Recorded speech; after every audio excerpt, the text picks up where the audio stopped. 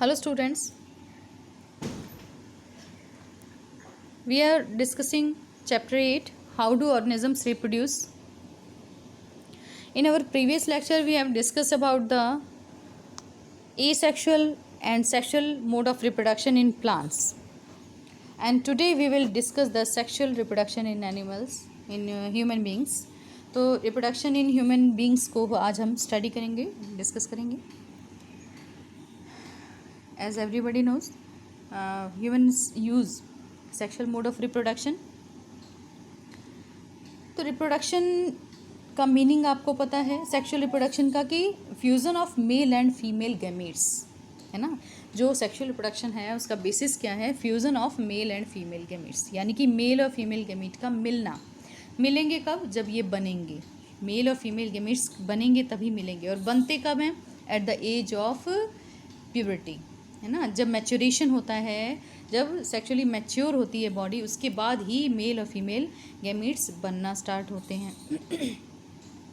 तो ये जो लाइफ का पीरियड है, the period of life and production of germ cells. Germ cell क्या है? जर्म सेल वो सेल होती है जिनसे मेल या फीमेल गैमीट बनता है. मेल गैमीट जिस सेल से बन रहा है उसे बोलेंगे मेल जर्म सेल, और फीमेल गैमीट जिनसे बन रहा है उन्हें हम बोलेंगे फीमेल जर्म सेल्स.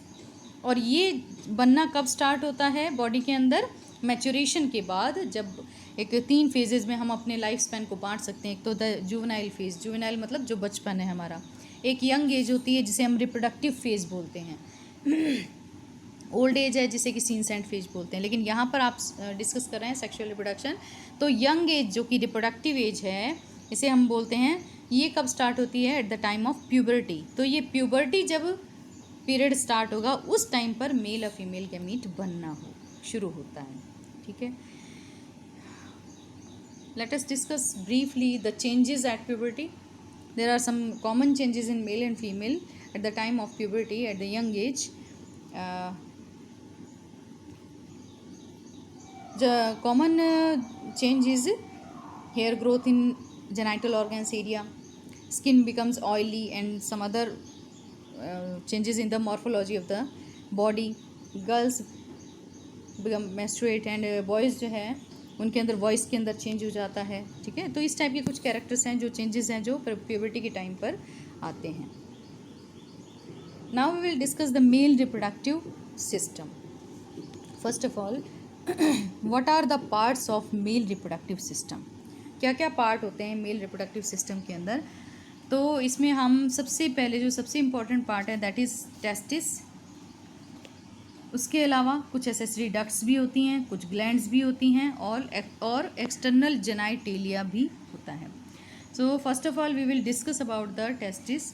डायग्राम में अगर आप देखेंगे तो टेस्टिस जो है, जस्ट मिनट, यस, टेस्टिस जो है ये पेयर में पाया जाता है. जो एब्डोमिनल कैविटी है, पेट की एब्डोमिनल कैविटी है, उसके आउटसाइड में होता है. आउटसाइड में एक सैक लाइक स्ट्रक्चर होता है जिसे हम स्क्रोटम बोलते हैं. ठीक है. टेस्टिस जो है वो एक सैक, एक कवर, सैक क्या होता है? थैले जैसा एक कवर होता है, उसके अंदर टेस्टिस पाया जाता है. ये जो आसपास सैक है ये कहलाता है scrotum.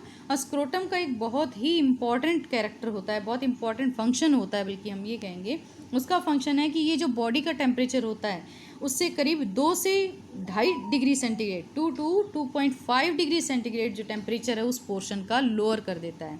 And that is must for the formation of sperms. Sperm word जो है वो यूज़ होता है मेल गैमीट्स के लिए.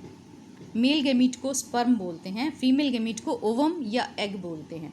तो मेल गैमीट का बनना बहुत ज़रूरी है, यानी कि स्पर्म्स का बनना बहुत ज़रूरी है. और ये स्पर्म्स कब बनते हैं? जब टेम्परेचर जो हमारी बॉडी का है उससे करीब 2 या 2.5 डिग्री सेंटीग्रेड कम टेम्परेचर पर बनते हैं. तो स्क्रोटम काम क्या करता है? इस टेम्परेचर को लोअर डाउन कर देता है. और टेस्ट बनते कहाँ पर हैं स्पर्म्स? टेस्टिस के अंदर बनते हैं. तो मेन इंपॉर्टेंट पार्ट इसलिए है टेस्टिस क्योंकि स्पर्म फॉर्मेशन यहाँ पर होता है. उसके अलावा टेस्टिस का एक और रोल है कि ये जो है मेल सेक्स हार्मोन्स को रिलीज़ करता है जिसका नाम है टेस्टोस्टेरॉन. टेस्टोस्टेरॉन एक मेन हार्मोन है जो कि सेक्सुअल बिहेवियर के लिए, किसी भी मेल के या सेक्सुअल कैरेक्टरिस्टिक के लिए रिस्पॉन्सिबल होता है. तो इस हार्मोन को सीक्रेट करने का काम भी टेस्टिस ही करता है. उसके अलावा जो है और भी बहुत सारे फंक्शंस हैं टेस्टिस की। बेसिकली आप यही समझ लीजिए कि जो ये हार्मोन है टेस्टोस्टेरोन, इसको प्रोड्यूस कर रहा है, प्लस ये स्पर्म के प्रोडक्शन को भी रेगुलेट करता है। जो टेस्टिस है ये स्पर्म के प्रोडक्शन को भी रेगुलेट करता है। इतना ही आपके सिलेबस में। नेक्स्ट जो पार्ट आता है वो है वासर डिफरेंस। क्या होता है वासर डिफरेंस, है ना। मैंने आपसे बताया कि टेस्टिस के अलावा कुछ एसेसरी डक्ट्स भी होती हैं, कुछ एसेसरी ग्लैंड्स भी होती हैं। तो वास डिफरेंस क्या है, ये एसेसरी डक्ट्स में आता है और ये क्या काम करती है, स्पर्म को टेस्टिस से ले जाकर यूरिथ्रा में डाल रही है। ठीक है, यूरिथ्रा जो पार्ट है स्पर्म का, इसका मेल रिप्रोडक्टिव सिस्टम का पार्ट, यूरिथ्रा में ये ले जाकर पास ऑन कर देती है स्पर्म को। तो वास डिफरेंस का इतना ही काम ध्यान रखिए। और यूरिथ्रा आप लोगों को पता है कि एक कॉमन पैसेज होता है जिसमें से स्पर्म भी पास होता है और उसमें से यूरिन भी। जो मेल जो सिस्टम है उसके अंदर, मेल रिप्रोडक्टिव सिस्टम में स्पर्म और यूरिन दोनों को पास करने का एक ही ट्यूब होती है, एक ही जरिया होता है, दैट इज़ यूरिथ्रा। कुछ एसोसिएटेड ग्लैंड्स होती हैं इससे रिलेटेड, मेल जो रिप्रोडक्टिव सिस्टम है इससे रिलेटेड कुछ ग्लैंड्स होती हैं जिन्हें हम बोलते हैं एसोसिएटेड ग्लैंड्स या एसेसरी ग्लैंड्स बोलते हैं। इनमें 3 नाम बस याद रखिएगा। प्रोस्टेट ग्लैंड होती है, सेमिनल वेसिकल्स होते हैं, बल्बो यूरिथ्रल ग्लैंड्स होती हैं। ठीक है, 3 तरह की ग्लैंड्स होती हैं, प्रोस्टेट, सेमिनल वेसिकल और बल्बो यूरिथ्रल ग्लैंड्स। खास तौर से आपके सिलेबस में इन्होंने सेमिनल वेसिकल और प्रोस्टेट ग्लैंड्स के बारे में बता रखा है। तो सेमिनल वेसिकल क्या काम करती है, एक चिकना सा एक वाटरी फ्लूइड सीक्रेट करती है, अल्कलाइन होता है जो, जिसमें कि बहुत रिच कहा जा सकता है, फ्रक्टोज भी होता है। और ये सब क्या काम करता है, ये फ्लूइड क्या काम करता है, ये स्पर्म को एनर्जी प्रोवाइड करता है मूवमेंट के लिए, ताकि स्पर्म जो है वो मूव करके आगे जा सकता है। तो सेमिनल वेसिकल का काम अगेन रिपीट कर देती हूँ, फंक्शन ये है कि एक watery alkaline mucus fluid generate करता है जिसमें फ्रक्टोज वगैरह सब न्यूट्रिएंट रिच होता है ये, और ये स्पर्म को एनर्जी देता है। प्रोस्टेट ग्लैंड का काम क्या है, जो प्रोस्टेट ग्लैंड है ये भी कुछ सिक्रेशन से रिलीज़ करता है, लाइक सिट्रिक एसिड, लिपिड्स हैं, एंजाइम्स हैं, ठीक है ना। और ये सारा का सारा जो सिक्रेशन है ये नरिश करता है स्पर्म को, एक्टिवेट करता है, नरिश करता है। तो बेसिकली मोटे तौर पे ये कह सकते हैं कि जो भी एसोसिएटेड ग्लैंड्स हैं ये क्या काम कर रही हैं, जो फ्लूइड रिलीज़ कर रही हैं वो स्पर्म को एनर्जी प्रोवाइड करता है फॉर द मूवमेंट। ठीक है, और स्पर्म जो है ये जो ग्लैंड्स ने प्रोड्यूस किया, मैंने आपको अभी बताया कि फ्लूइड जैसा होता है, स्टिकी होता है, वाटरी होता है, अल्कलाइन होता है, रिच होता है फ्रक्टोज से।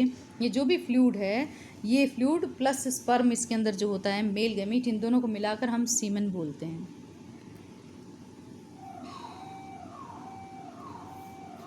नेक्स्ट जो है आपका फीमेल रिप्रोडक्टिव सिस्टम।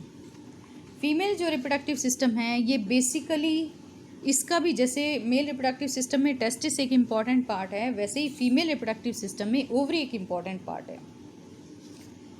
जो प्राइमरी सेक्स ऑर्गन है फीमेल रिप्रोडक्टिव सिस्टम का, दैट इज़ ओवरी। इसके अलावा इसमें भी एसेसरी डक्ट्स होती हैं, एसेसरी ग्लैंड्स होती हैं। तो ओवरी क्या है, ओवरी इसलिए इम्पॉर्टेंट है बिकॉज एग फॉर्मेशन या ओवम का फॉर्मेशन, ओवम क्या है, फीमेल गैमीट, ओवम का फॉर्मेशन ओवरीज से होता है। ओवरीज वो पार्ट हैं जो एग बनाती हैं, वो बनाती है, 2 होती हैं, पेयर में होती है, जैसे टेस्टिस 2 हैं पेयर में, वैसे ही ओवरी भी 2 होती है, राइट और लेफ्ट साइड में एब्डोमिनल कैविटी के। ठीक है जी। अच्छा, आगे देखिए कि इसमें जो ओवरी है करीब 2 से 4 सेंटीमीटर इसकी लेंथ होती है। और पूरा स्ट्रक्चर तो मेरे ख्याल से, हाँ आगे स्ट्रक्चर भी दे रखा है। ओवरी के अंदर एग का फॉर्मेशन होता है, पर मंथ, 1 मंथ के अंदर 1 एग प्रोड्यूस करती है ये ओवरी। ठीक है ना, जो एक ओवरी है वो 1 मंथ में 1 एग को प्रोड्यूस करती है। तो ओवरी के आगे का जो पार्ट हम देखेंगे, डायग्राम में देख सकते हैं आप, ओवरी के आगे का जो पार्ट है वो क्या कहलाता है, ओविडक्ट। इसे हम फेलोपियन ट्यूब भी कह सकते हैं, ओविडक्ट भी कह सकते हैं। ये भी बहुत इंपॉर्टेंट पार्ट है क्योंकि ओवरी के अंदर देखिए जो एग फॉर्मेशन हो रहा है, ये एग इस ओवेरियन डक्ट से या ओविडक्ट से होकर ही आगे जाता है। ठीक है, ये भी कैसी होती हैं, पेयर में होती हैं। ओविडक्ट भी पेयर के अंदर छोटी छोटी ट्यूब्स होती हैं और दोनों साइड में होती हैं। यूटरस के बीच का जो ये आपको बड़ा सा पार्ट फूला हुआ नज़र आ रहा है, दैट इज़ यूटरस, इसके दोनों साइड में पाई जाती हैं। तो ये जो फेलोपियन ट्यूब या ओविडक्ट है, ये एक फनल सा शेप का, जो फनल शेप का इसका माउथ होता है, यहाँ से ये किसको फिंगर लाइक प्रोजेक्शंस होती हैं उनके थ्रू एग को कैप्चर कर लेता है और आगे की तरफ भेज देता है। आगे जो पार्ट आपको दिख रहा है ना ट्यूब जैसा, ये स्टमस कहलाता है। इसके बाद यहाँ से मेल गैमीट ओवम जो है वो बीच में यूटरस के अंदर जाता है। अच्छा, यूटरस क्या है? बीच के अंदर जो आपको नज़र आ रहा है ये एक major sac like structure, this is known as uterus. ये लेकिन सिंगल होता है, डबल नहीं होता, पेयर में नहीं होता, होलो होता है, मस्कुलर होता है। करीब करीब शेप इसकी कुछ पियर जैसी आपको दिखाई दे रही है, पियर जैसी शेप है, ठीक है ना। अच्छा, तो अब ये इसका काम क्या है? जो आप यूटरस है इसमें क्या होता है कि 2-3 लेयर से मिलकर ये बना हुआ होता है, पेरीमीट्रियम, मायोमीट्रियम, एंडोमीट्रियम, जिन्हें कि आप बड़ी क्लासेस में डिस्कस करेंगे, स्टडी करेंगे। तो इन लेयर्स का रोल होता है मेंस्ट्रुअल साइकिल के अंदर, plus delivery of the child, ये कॉन्ट्रैक्शन रिलैक्सेशन, वो सारा रोल इसका होता है, ठीक है। इससे आगे का पार्ट जो है सर्विकल कैनाल और उससे आगे विजाइना है। तो ये टोटल जो है वो ह्यूमन फीमेल रिप्रोडक्टिव सिस्टम हो गया। आपके में बस इतना ही आपको स्टडी करना है, ज़्यादा डिटेल में इसको नहीं बताना है। और फीमेल रिप्रोडक्टिव सिस्टम के अंदर इसके अलावा मेमरी ग्लैंड्स भी पाई जाती हैं which are used in the lactation. So this is all about the sexual reproduction in human beings.